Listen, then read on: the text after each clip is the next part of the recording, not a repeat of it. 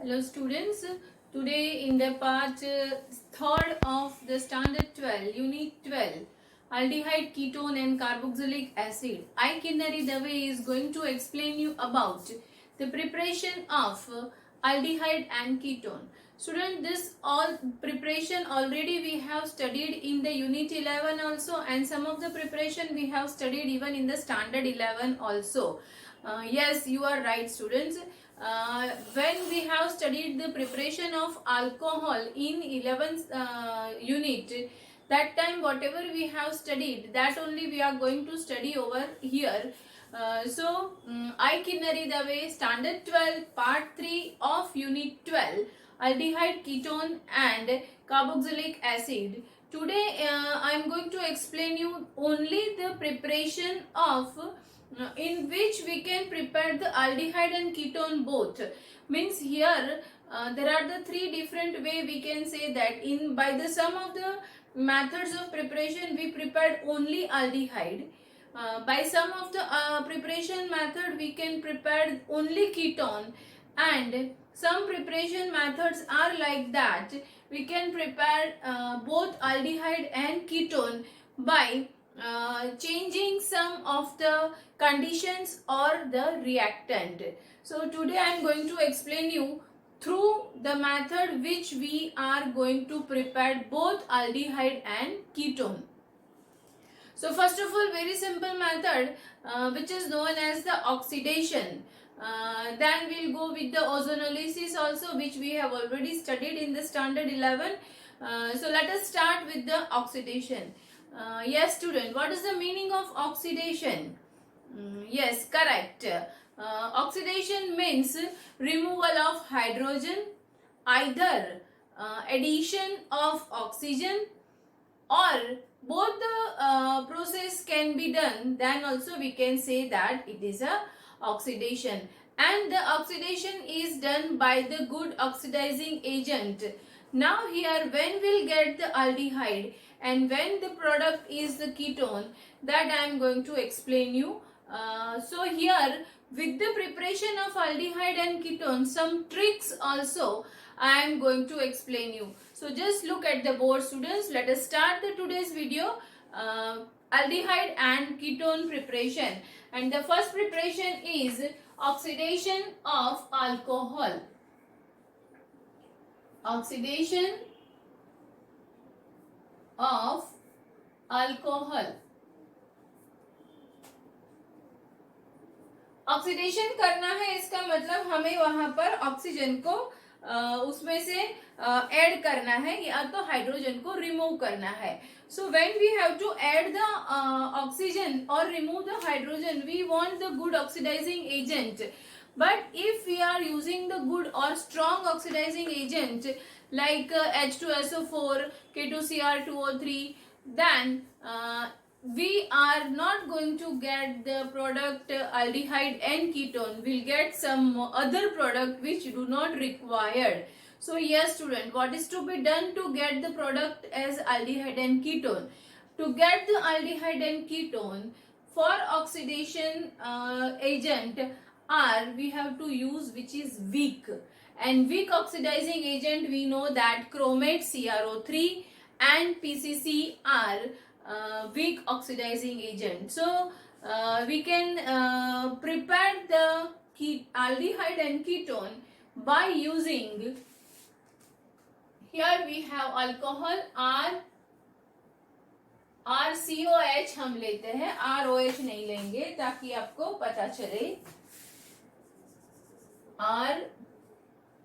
RCOH. Now here we have PCC or Cr2O3. So what will happen over here?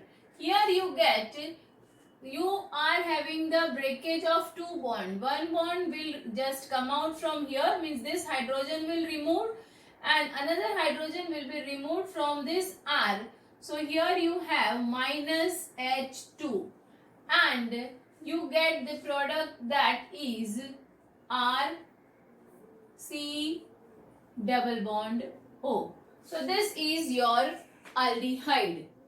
Now let us see what will happen if you are using the strong oxidizing agent, as I said, the H2SO4 or K2Cr2O3. Now let us see that another method by using the strong oxidizing agent. So here RCOH, this is our alcohol. We are using the strong oxidizing agent like K2Cr2O3 or H2SO4. Now here you get first the product by removal of this hydrogen. You get that first product is aldehyde, but as it is a strong oxidizing agent, so what happens over here? Here that aldehyde will be again oxidized by this strong oxidizing agent, and the final product you will get, that is a carboxylic acid. So here the first product by this oxidizing agent you get, that is RC double bond O, means it is your aldehyde. But although it is a strong oxidizing agent, so further oxidation of this aldehyde will be done by the strong oxidizing agent, and final product we get, that is RC double bond O OH. So this is the carboxylic acid which we do not required. So keep in your mind student, यहाँ पर यही trick मैंने आपको बता दिया कि अगर आपको कार्बोक्सिलिक एसिड चाहिए तो अल्कोहल के साथ में स्ट्रॉन्ग ऑक्सीडाइजिंग एजेंट का यूज करेंगे. But yes, if you want to prepare the ketone or aldehyde, you have to use the oxidizing agent like Vic, which are PCC and Cr2O3. So this is the first preparation method of aldehyde and ketone through the alcohol, and we have already studied this in unit 11. Preparation of alcohol के अंदर हमने ये preparation पढ़ा हुआ है. Just look at that 11 unit.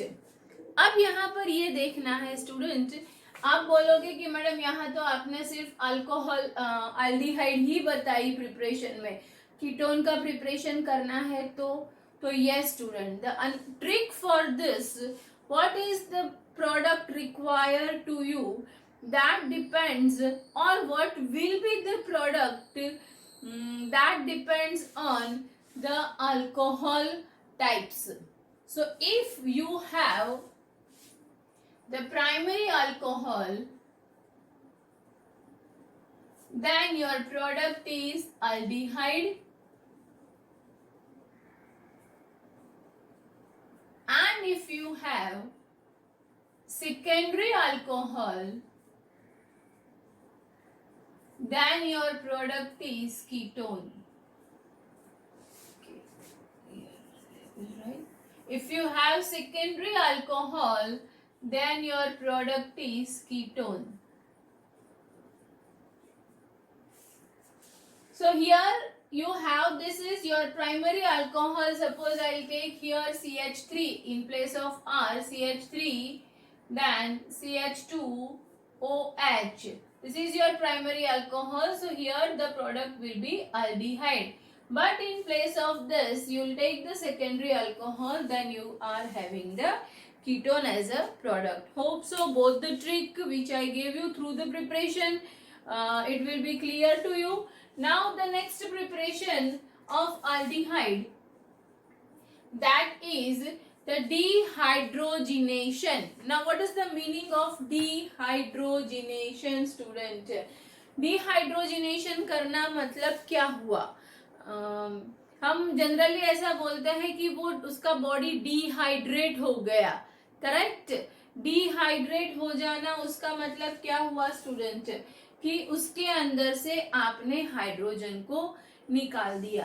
तो this is also the type of oxidation only, but here in place of oxidizing agent we are using the strong metal like silver and copper. So this method, second method of the preparation of aldehyde and ketone. Keep in your mind, today I am going to teach you only that methods by which you will get both the product. जैसे यहाँ बताया कि primary alcohol है तो aldehyde product मिलती है bye oxidation, secondary alcohol है तो through the oxidation you will get the ketone. तो आज के दिन हम वही मेथड पढ़ रहे हैं. Then in the tomorrow next episode we are going to study the separate preparation of aldehyde and for ketone. So second method for the preparation of aldehyde and ketone is known as dehydrogenation of alcohol.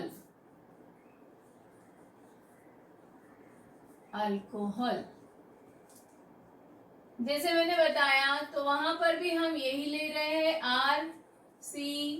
RCOH.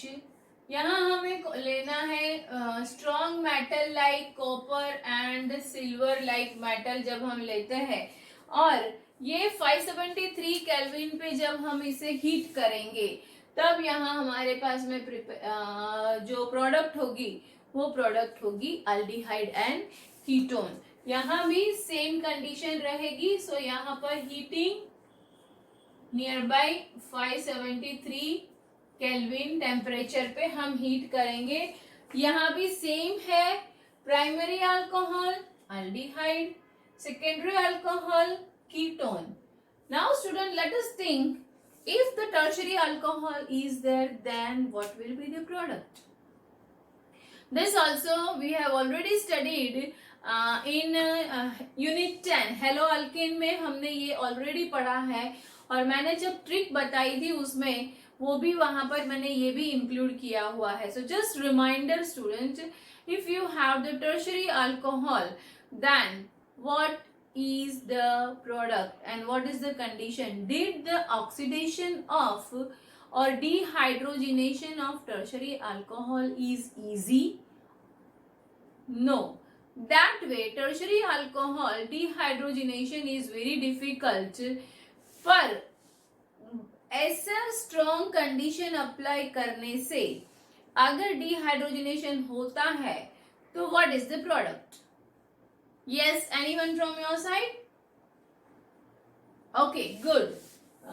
So if you have the tertiary alcohol, okay, पहले यहाँ पर लिख ही दूं कि अब यहाँ पर आपकी प्रोडक्ट है पहले तो अल्डिहाइड और कीटोन, तो that I am writing C double bond O. Okay, so this is the product. हम यहाँ पर लिख देते हैं. कार्बन की 4 वैलेंसी है तो वो हम यहाँ, अल्डिहाइड है तो H आएगा और कीटोन है तो फिर R आएगा, इसलिए मैं यहाँ कुछ मेंशन नहीं कर रही हूँ student.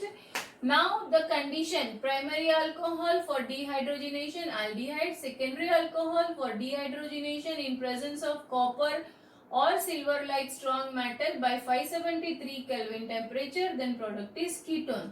But if it is a tertiary alcohol by dehydrogenation, it is difficult. The process is difficult, but then also by applying the such a strong condition, is it possible, and the product is alkene. The product is alkene. तो ये यहाँ पर मिलता है. तो ये बात ध्यान में रखोगे कि जब आपको टर्शियरी अल्कोहल दिया है तो आपको प्रोडक्ट अल्कीन बनानी है यहाँ पर. ओके स्टूडेंट, और इस तरह के ही एमसीक्यू आपकी कॉम्पिटिटिव एग्जाम में आते हैं, and where we are making mistakes. So that's why again and again I am repeating it. Now the next preparation method is ozonolysis. ये भी हम यूनिट नहीं स्टैंडर्ड 11 में पढ़ चुके हैं. ओजोनोलिसिस. ओजोनोलिसिस का मतलब क्या हुआ स्टूडेंट्स, यहाँ पर हमें ओजोन ऐड करना है, और ओजोनोलिसिस ऑफ अल्कीन. तो यहाँ हम डबल बॉन्ड लेंगे अल्कीन, और उसके बाद में जो है हमारा ओजोनोलिसिस में प्रोडक्ट किसके बेस पे रहेगी, अल्किन के साथ में जो भी ग्रुप जुड़ा हुआ है उसी के बेस में हमें प्रोडक्ट मिलती है। मतलब यहाँ मैं इस तरह से नहीं कह सकती हूँ कि भाई प्राइमरी अल्कोहल है तो एल्डिहाइड मिलेगी, क्योंकि यहाँ हम अल्कीन ले रहे हैं। तो अल्कीन के साथ में कार्बन की जो 4 वैलेंसी है वो 4 वैलेंसी मतलब जो डबल बॉन्ड वाला कार्बन है उसी को ही नजर में रखना है। तो the carbon which is having the double bond, that valency is satisfied, that carbon valency is satisfied with which group, on that it depends which is the product. So यहाँ ओजोनोलिसिस हम करेंगे C डबल बॉन्ड C, ये carbon की 4 valency, और ozonolysis में हम लेते हैं जिंक प्लस H2O। अब थोड़ा ध्यान में रखो कि यहाँ होता क्या है। सबसे पहले तो अल्कीन है, इसलिए आपको करना क्या है, सिंपल से प्रोडक्ट क्या मिलेगी पहले तो वो समझा देती हूँ, फिर हम ग्रुप में जाएंगे कि भाई कौन सा ग्रुप है तो क्या बनाना है हमें। सबसे पहला काम क्या करना है, you to break the double bond, दोनों कार्बन को सेपरेट कर दो, और ये कार्बन को सेपरेट किया आपने, और वो कार्बन दोनों को आप कार्बोनिल ग्रुप के साथ में मतलब C double bond O group बना दो। तो यहाँ ये राइट साइड वाला कार्बन C बॉन्ड ब्रेक हो गया, डबल बॉन्ड O बीच में लगा दो प्लस की साइन, लेफ्ट साइड वाला कार्बन लगा दो double bond O, double bond O और इसके बीच में प्लस की साइन। तो ये हो गई आपकी 2 प्रोडक्ट रेडी। सबसे पहले इतना ध्यान रखना है कि आपको ओजोनोलिसिस दिया है, मतलब कि कंडीशन में O3 प्लस H2O दिया है, तो आपको समझ जाना है कि यहाँ सबसे पहला काम जो करना है, जो भी हमारी पैरेंट चेन है उसको हमें जहां पर अल्कीन है उसको ब्रेक करना है। तो एक राइट साइड वाली प्रोडक्ट मिलेगी, एक लेफ्ट साइड वाली प्रोडक्ट मिलेगी। अब हम यहाँ करते हैं एग्जाम्पल लेके, चलो यहाँ एग्जाम्पल ले रही हूं मैं। सबसे पहले ये C डबल बॉन्ड C तो हमें लिखना ही है। अब ये जो C है उसके साथ में यहाँ पर दोनों मिथाइल ग्रुप अटैच करती हूँ, और ये जो लेफ्ट साइड वाला कार्बन है उसमें एक बाजू मिथाइल ग्रुप और एक बाजू हाइड्रोजन अटैच करती हूँ। तो आपको करना वही है जो मैंने यहाँ बताया है, वही आपको कंडीशन वही है, ओजोनोलिसिस Zn प्लस H2O, इसको ब्रेक करो, एक बाजू की प्रोडक्ट लिख दो राइट साइड, दोनों बाजू आपके पास में है methyl group double bond O plus left side वाली product CH3H double bond O। तो ये आप देख सकते हो स्टूडेंट, यहाँ पर ये आपका जो आपका राइट साइड वाला पार्ट था वो आपका कीटोन बना, दिस इज योर कीटोन, क्योंकि C डबल बॉन्ड के दोनों बाजू R ग्रुप प्रेजेंट है, और ये आपका जो लेफ्ट साइड वाला कार्बन था वो आपका एल्डिहाइड बना, क्योंकि यहाँ पर C की एक बाजू में H आया, C डबल बॉन्ड O की एक बाजू में H आया हुआ है, तो ये हुआ आपका एल्डिहाइड। तो जैसे मैंने बताया कि एल्डिहाइड मिलेगा या कीटोन मिलेगा वो किसके ऊपर डिपेंड रहता है, तो आपका जो वैलेंस कार्बन है वो वैलेंसी किससे सेटिस्फाइड हुई है उसी के ऊपर ये डिपेंड रहता है। एंड ये MCQ कॉम्पिटिटिव एग्जाम में 100% पूछा जाता है इसी तरह से कि भाई ओजोनोलिसिस का कोई भी रिएक्शन दिया है और आपको पूछा जाता है कि कौन सा प्रोडक्ट मिलेगा। So keep in your mind, इसको अच्छी तरह से जो ट्रिक समझा रही हूँ उसको याद रखोगे। अब the next and last method of preparation of aldehyde and ketone is, अब यहाँ पर हमें करना है हाइड्रेशन। हाइड्रेशन किसका करना है, तो अल्काइन का करना है। ये हमने अल्कीन लिया था, अब हम जा रहे हैं नेक्स्ट प्रिपरेशन में हाइड्रेशन। हाइड्रेशन किसका, अल्काइन का, अल्काइन। अब जैसे यहाँ डिहाइड्रोजिनेशन बताया, तो उसमें मैंने आपको कहा कि रिमूवल ऑफ H2, मतलब it is a type of oxidation only, dehydrogenation. अब यहाँ है हाइड्रेशन। तो हाइड्रेशन का मतलब क्या हुआ स्टूडेंट्स, डिहाइड्रोजिनेशन मतलब रिमूव करो H2 को, हाइड्रेट करो, हाइड्रेट बायोलॉजिकल वर्ड याद करो, हाइड्रेट करो मतलब पानी दो। सो यहाँ अल्काइन का रिएक्शन करवाएंगे पानी के साथ में। बट स्टूडेंट ये भी इतना इजी नहीं है कि भाई अल्काइन लिया, पानी डाला और हमें एल्डिहाइड और कीटोन मिल गया। यहाँ पर हमें क्या करना है, यहाँ हमें लेना पड़ेगा मर्क्यूरी सल्फाइड या तो H2 हाइड्रोजन सल्फाइड, तो H2SO4 या Hg+ जैसा हमें लेके उसकी प्रेजेंस में H2O की जब रिएक्शन करवाएंगे तब जाके इंटरमीडिएट जो बनेगा वो अनस्टेबल होगा और फिर हमें फाइनल प्रोडक्ट मिलती है। तो let us see the preparation of aldehyde and ketone through hydration of alkyne। अब यहाँ हमारे पास में है C ट्रिपल बॉन्ड C, क्योंकि हम बात कर रहे हैं अल्काइन की स्टूडेंट, और मुझे हाइड्रेशन करना है तो मैं प्लस H2O करती हूँ in presence of Hg+ and H2SO4, या तो HgSO4 एंड H2SO4 दोनों हम कर सकते हैं।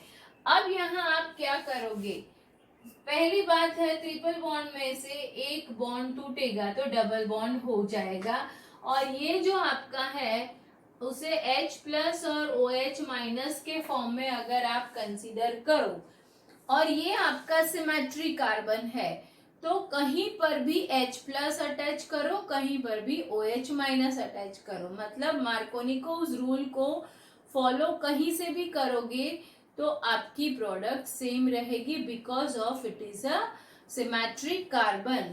तो हम कहीं भी H अटैच कर देते हैं तो राइट हैंड साइड जो है वहां H अटैच करते हैं, लेफ्ट हैंड साइड में OH अटैच करते हैं, और ट्रिपल बॉन्ड में से एक बॉन्ड को ब्रेक करते हैं।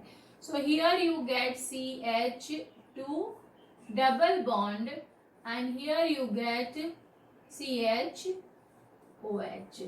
अब ये हुआ आपका अनस्टेबल। अब ये अनस्टेबल है, इसीलिए यहाँ क्या होगा, ये कंडीशन जो आपकी है वो बॉन्ड को ब्रेक करेंगे फिर से।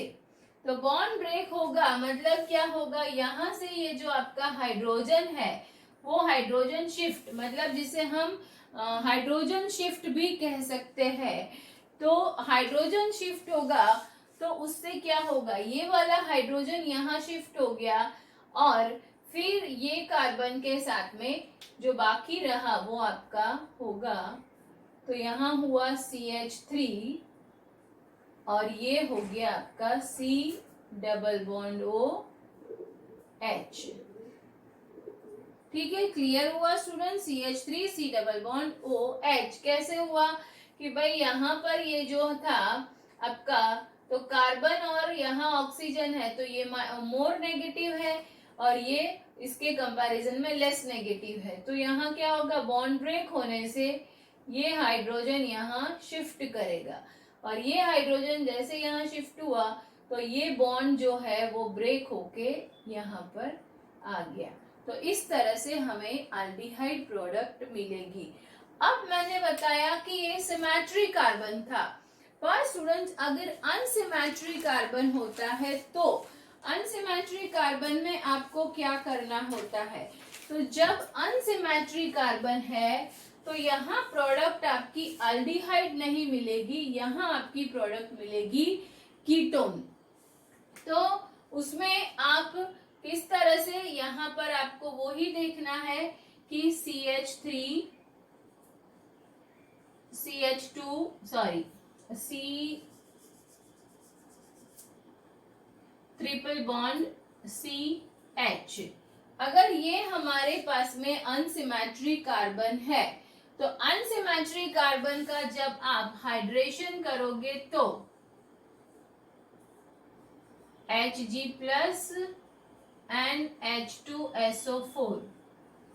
तो यहाँ सेम वे जैसे यहाँ ये अनस्टेबल बना था उसी तरह से यहाँ पहली कंडीशन आपको H प्लस और OH माइनस, तो H प्लस कहाँ जाके जुड़ेगा और OH माइनस कहाँ जाके जुड़ेगा वो आपको अब यहाँ मार्कोनिकोस रूल फॉलो करना है। सो H plus will attach to the carbon which is having the less number of hydrogen. तो ये यहाँ आपको रूल फॉलो करना है। तो here you have CH3 CH double bond and यहाँ आपके पास में होगा CHOH। अब this is your unstable product. तो यहाँ जिस तरह से यहाँ मैंने आपको बताया वो ही यहाँ आपके पास में होगा। So here this bond breaks.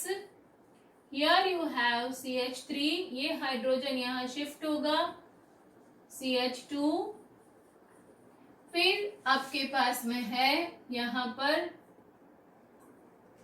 C,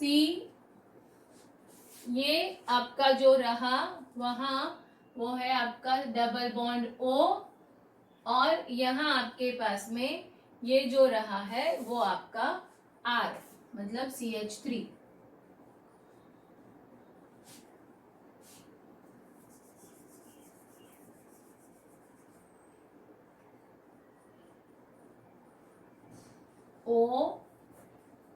OCH2। तो ये आपकी प्रोडक्ट हुई जो है हमारा कीटोन। तो ये ध्यान में रखना है जब अनसिमेट्री कार्बन होता है तो अनसिमेट्री कार्बन आपको कीटोन देता है क्योंकि यहाँ प्रोडक्ट मार्कोनिकोस को फॉलो करती है, पर सिमेट्री कार्बन जो है वो है आपको प्रोडक्ट देता है हमेशा एल्डिहाइड का। तो ये बात आप ध्यान में रखोगे student. Hope so all the 4 method which I have taught you very easily and with the tricks, so you can learn for your MCQ purpose, for your competitive exam purpose, and in the next episode, in the next video, I'm going to explain you the methods of preparation of aldehyde, only aldehyde, and methods of preparation of only ketone. So till the time learn it, revise it and practice it student. And yes, try to share my video with your friends also. Thank you so much student.